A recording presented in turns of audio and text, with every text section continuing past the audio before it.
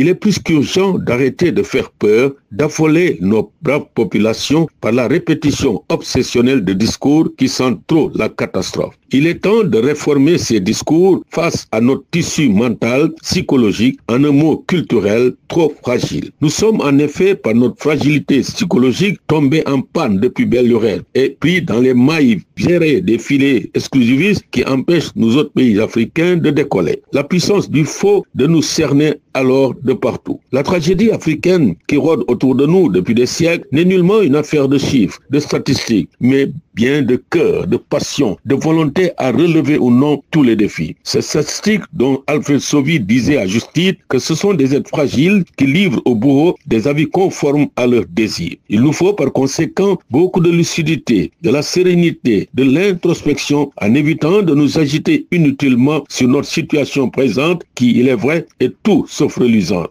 Encore une fois, il faut savoir que le développement, les changements et bouleversements sociaux et économiques, si peu soient-ils, ne seront jamais une sinécure, mais le fruit d'une passion viscérale, de l'enthousiasme dans le travail, du respect du devoir, de la rationalité dans l'organisation et de la sacralité des compétences. Cela, il faudrait que chacun le sache. Beaucoup d'hommes et de femmes incompétents, paresseux et loquaces, tricheurs et applaudisseurs professionnels devant l'Éternel seront menacés dans leur profession de demain. C'est cela la triste réalité. Notre pensée congelée, entretenue depuis des décennies par une élite extravertie qui s'est volontairement agenouillée, offerte aux puissances étrangères, constitue sans nul doute notre talon d'Achille qu'il faut radicalement changer. Il est interdit, en effet, de rester indolent quand tout s'agite autour de nous sur le plan international. Aussi, il est bon de noter qu'il faut arrêter de jouer avec les nerfs des Sénégalais, couper en ces moments dits de rupture avec la flagornerie, la rhétorique dont nous sommes coutumiers. L'escroquerie politique a longtemps duré. Il est